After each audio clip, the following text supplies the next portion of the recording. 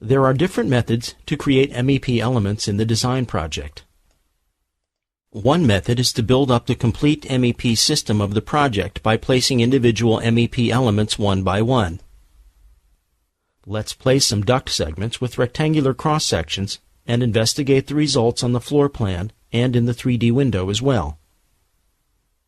Let's activate the Duct tool and open its Settings dialog to briefly review some of the MEP custom setting parameters.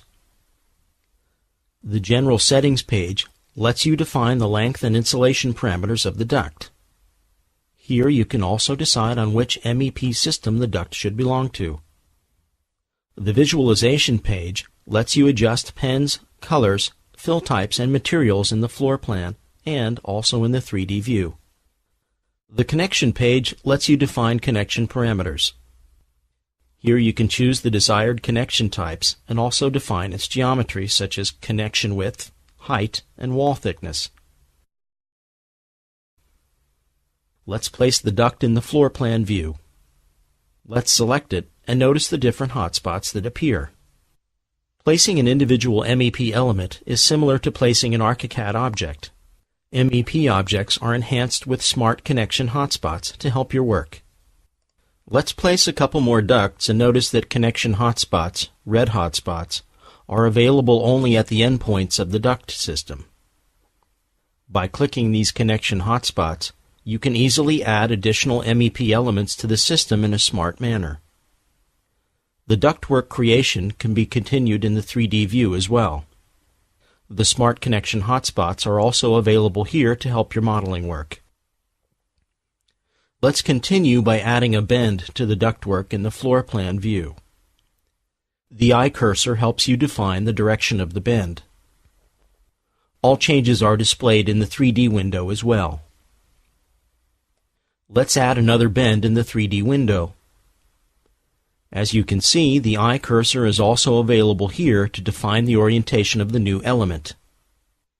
Navigate freely in the 3D view and find the most appropriate view to add new elements or to change existing ones if you wish. Now we would like to continue the rectangular ductwork with circular elements. To do this, we need to insert a duct transition element and configure its connection parameters accordingly.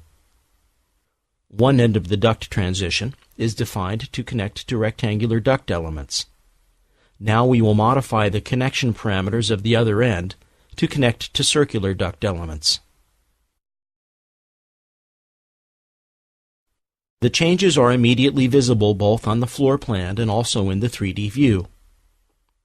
The ductwork can be extended with circular elements. Let's add a duct Y element to the ductwork. The smart eye-shaped cursor is always at hand to speed up and ease the modeling work. Now we would like to extend the system with some flexible ducts, connecting to existing circular ductwork.